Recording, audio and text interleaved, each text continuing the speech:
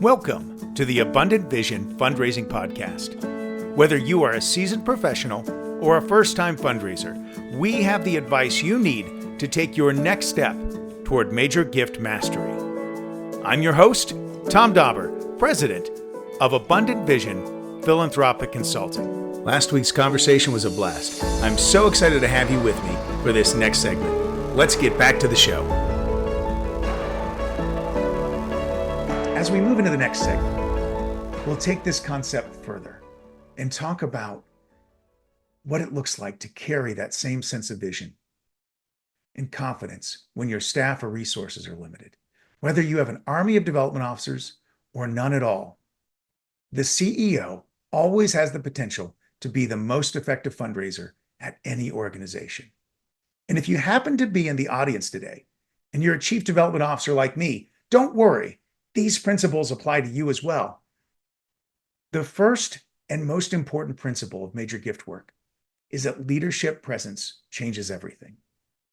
Every donor you'll ever meet is looking for evidence that your organization is stable, competent, and visionary.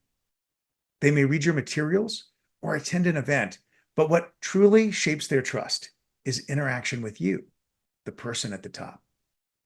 When a CEO steps into a fundraising role with confidence and humility, something shifts in the relationship. Donors are not just hearing about the mission anymore. They're seeing it embodied.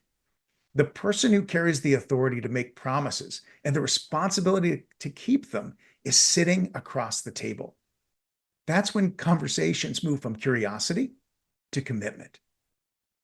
Leadership presence matters because major gifts are fundamentally relational.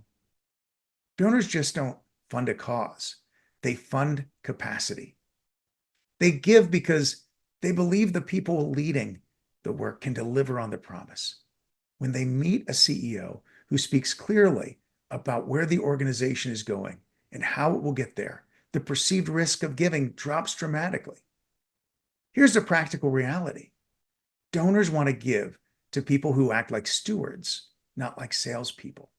And a CEO, when fully engaged, he or she carries an aura of stewardship. They can talk about the organization's priorities, its fiscal discipline, and its future direction in a way that no one else can. That sense of ownership builds trust. Now, leaders often assume that a larger staff automatically produces larger gifts. And that assumption sounds reasonable, but it misses the central truth of major gift work. Transformational giving flows from vision that is clearly articulated and consistently carried to the right people. Staff capacity helps, but it doesn't replace leadership presence, disciplined habits, or the courage to ask. So if you're a lone CEO, how do you structure major gift activities when resources are thin and keep it effective when resources start to grow? Well, what you want to do is to begin with the principle you can control most directly. The leader sets the cadence. Major gift work is not an occasional sprint. It's a marathon. It's a weekly rhythm. If you lead a team or serve as a solo executive, you want to adopt a rhythm that fits inside your calendar and guard it like you guard a payroll. You do not need an intricate plan to begin. You need a simple pattern, repeated without fail.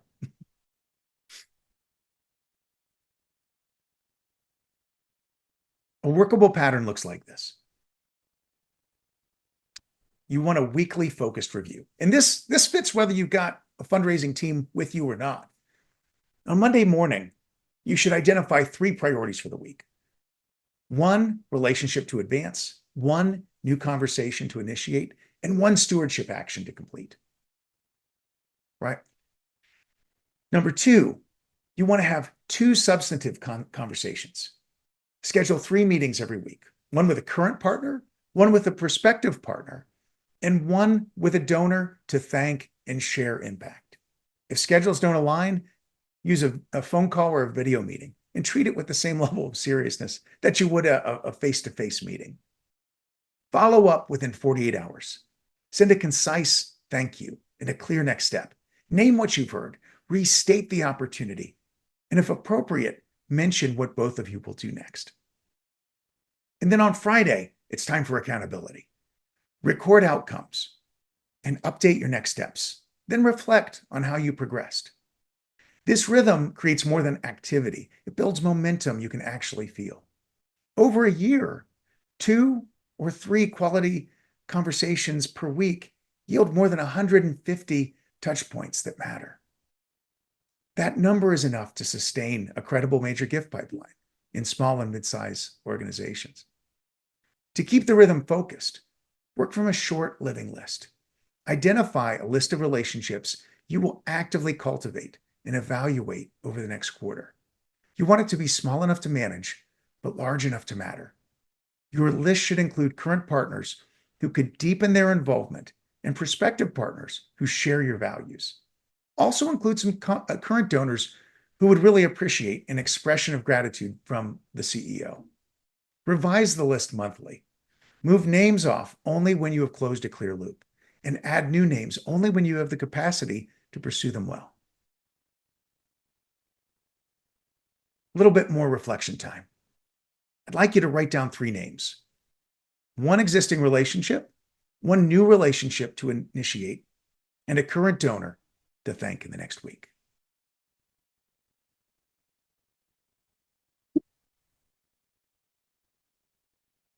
Now, leaders sometimes assume they must delay donor meetings until their materials are perfect. That assumption stalls progress. Brochures do not close major gifts. People and conversations about vision do. Prepared conversation beats polished collateral every time. Instead of hiring a graphic designer, go draft yourself a 1-page brief to memorize until you can speak from it without notes. Here's what you want to include. 1 sentence that names the human outcome. 3 sentences that describe the future you are building. 1 sentence that connects vision to a first milestone. 1 sentence that states the funding required for that milestone and that time horizon. And 1 sentence that invites partnership. That is enough to carry a serious meeting. You can refine the document after you learn what your partners care most about. Your language will improve faster in these types of conversations than it does by yourself in a room just noodling away with paper. The most practical barrier you will face isn't your capacity or your lack of marketing materials. It's avoidance. Leaders put off donor conversations for many reasons. Fear of being turned down, uncertainty about the right amount, concern about sounding presumptuous. The way through is having preparation that centers purpose and a script that carries you to a direct invitation without strain. Now, here's some simple wording that you can adapt immediately. So for your opening, you could say something like, "Thank you for making time. I want to share where we're headed and hear your perspective, both on our goals and how you may or may not want to be involved." Vision. We're building, insert specific future state. It will change who or what by how. Your path. Our first milestone is milestone over time frame. The budget is your amount, and we will track 2 or 3 metrics. Your invitation. We're inviting a small circle of donors to make this phase possible. Are you someone we should be thinking of for such an opportunity? This is the most important part right here, besides your vision. Silence. Pause. Take a drink of your drink. Wait on the person to respond. Answer the response appropriately. Then follow through. Thank you. I will send a brief summary of what we discussed, and I'll draft an outline of how your gift could be mobilized. This sequence keeps you from wandering and keeps the donor from guessing. It communicates respect and seriousness without pressure. Finally, to be sure to match the scale of your vision to the capacity of your audience, Leaders sometimes underask because they fear offending the donor. The result's a misalignment that confuses both parties. A credible, larger vision, framed within a clear plan, often reads as more respectful than a tentative, smaller one. At the very least, it's more interesting. The key is proportionality and clarity. State the scale of the work and the role you're inviting the person to play. Then carefully listen to their response. Fundraising at any scale is the same set of disciplines applied with patience. Vision that is large enough to matter, language that is specific enough to feel real, a weekly rhythm that is consistent enough to compound. When your organization grows, these disciplines expand with you. When your organization is lean, they keep you from drifting. In the end, transformational giving is not a function of how many staff members carry business cards. It's a function of how consistently the leader carries the story. When you carry it with steadiness, partners appear. When you carry it with clarity, partners commit. When you carry it with gratitude, that's when partners stay. As you continue in this pattern, you will begin to see fundraising growth. Now, this pattern will help you grow. But beyond that, if there's a single factor that separates organizations that grow steadily from those that stay stuck, it's structure. Not rigid bureaucracy, but structures of thought, habits of reflection, systems for accountability, and a rhythm of learning that keeps vision focused. In an organization that lacks a large fundraising team, coaching or even peer mentoring can be the tool that provides this type of structure. It transforms good intention into consistent execution. In major gift fundraising, leaders often don't fail for a lack of intelligence or passion. They fail because they drift. Their calendars fill with meetings, their message fragments, and their confidence erodes under the weight of daily complexity. Strategic coaching interrupts that drift. It helps leaders slow down, think clearly, and realign every action with their vision. One of the reasons I started my coaching consultancy was that I realized most fundraising professionals aren't surrounded by teams of fundraising veterans who can encourage them and play the roles of coach and mentor in a very organic fashion. I think about that first chief development officer I mentioned to you. He knew what I needed. He knew what I needed to do with Dr. Smith because he had been there. He had lived that. He had experienced that. And so he could guide me into the next step that helped me get over my fears. But in reality, most fundraising professionals aren't even managed by individuals who have experience or training in fundraising. Having worked at a large flagship university, I benefited immensely from the hundreds of development professionals who surrounded me. I was mentored by experienced fundraisers and taught industry-wide best practices in development and development operations. When I realized what a gift all that received wisdom and knowledge was, and that most fundraisers at most nonprofits don't get that opportunity, I decided to start a consultancy where I could provide my clients with individualized strategic fundraising coaching and to pass that understanding along to others. So I'm here today. If today you find yourself at a small nonprofit in need of coaching, I'd encourage you to please contact me. I'd be glad to work with you. But if you don't have the budget for that, here's what I want to suggest that you do. Find some experienced fundraisers, network with them, buy them coffee, whatever it takes. Find yourself a mentor that can help you. In this final portion of today's presentation, I'm going to explain why having a coach or a mentor is important and how you can get started. The most immediate value of individualized strategic coaching is perspective. It's hard to see your own patterns while you're in them. A skilled coach functions as a mirror, reflecting what you're actually doing versus what you intend to do. Sometimes the insight is practical. Meetings that aren't advancing relationships, language that accidentally undersells impact, follow-ups that drift too long. Other times it's psychological. Fear of rejection disguised as waiting for the right moment.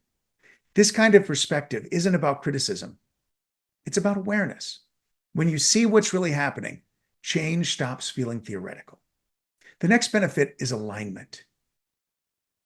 Personalized coaching ensures your time, message, and goals all point in the same direction. When those three elements drift apart, confidence falters. When they converge, momentum builds naturally. A coach helps you make that convergence explicit, defining the few actions that generate the greatest impact, then reinforcing them until they become habit. Now let's connect this to confidence and results. Coaching and mentoring build confidence because they can help eliminate ambiguity. Most anxiety in fundraising, it doesn't come from rejection. It comes from uncertainty, not knowing what to do next. Coaching replaces that uncertainty with structure. When a leader can look at their week and say, I know which relationships matter most. I know what I'm asking for, and I know how to measure progress. The emotional load of your work drops. That steadiness translates directly into how donors experience you. They feel your composure and they trust your follow-through. Another function of mentoring, peer mentoring, and coaching support is cadence. Leaders often know what to do, but often not how to do it. They might meet donors sporadically, follow up inconsistently, and feel perpetually behind. Individual coaching builds realistic rhythms that fit into a leader's existing workload, not to add more pressure, but to create predictability. Such input also keeps fundraising emotionally sustainable and protects leaders from isolation. As you all know, leading a mission is lonely work. You carry responsibility for vision, staff morale, donor trust, and financial results all at once. Structured, individualized coaching can provide a place to think aloud, examine complex situation, and regain composure before fatigue sets in. Many nonprofit executives, especially those in small organizations, carry their fundraising responsibilities alone. They don't have peers, as we've covered, that truly understand the pressure of leading both the mission and the money. Structured relationships create space to process that pressure without judgment. It turns what was once a private stress into a shared learning process. That stability radiates forward. Donors notice when a team leader communicates from steadiness rather than strain. And teams notice it too. A calm leader signals reliability, which in turn strengthens credibility. Good relationships like this should create accountability without judgment. True coaching, true mentoring doesn't scold. It observes, questions, and redirects. It asks, what's getting in the way? Instead of, why aren't you doing more? That shift invites honesty. Once the barrier is visible, time, uncertainty, fear, distraction can all be addressed. That kind of accountability converts insight into momentum. Reflection without follow-up fades, but follow-up without reflection burns people out, sorry. Coaching weaves them together in a rhythm that lasts. So here's a practical way to bring coaching structure into your own environment, even if you don't have access to a formal program or coach like me. Start a peer mentoring relationship with another leader. Once a month, meet for an hour and ask each other 7 questions. 1, what donor conversations have I had since our last meeting? 2, what did I learn from them? 3, where am I feeling stuck? 4, what's my next specific action? 5, are my time, messaging, and goals all pointing in the same direction? 6, what language am I using with donors? Am I communicating need or am I communicating vision?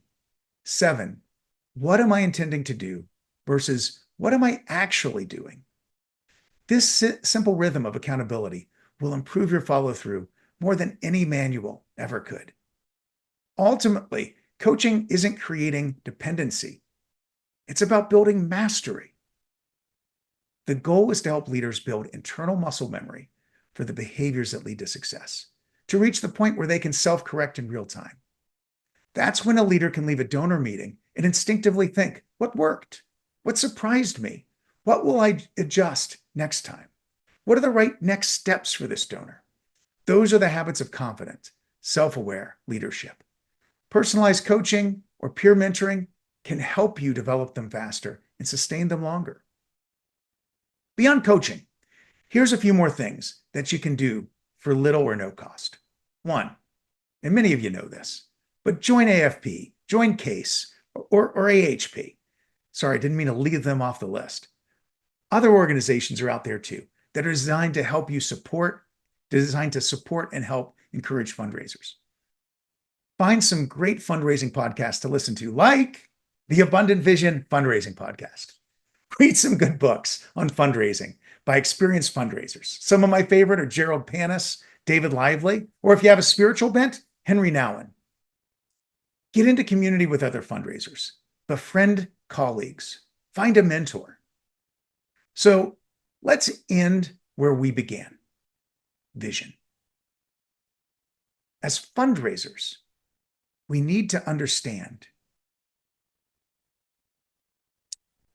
how our personal vision for fundraising, or as fundraisers, we need to understand how our personal vision for what fundraising is shaped by our personal history.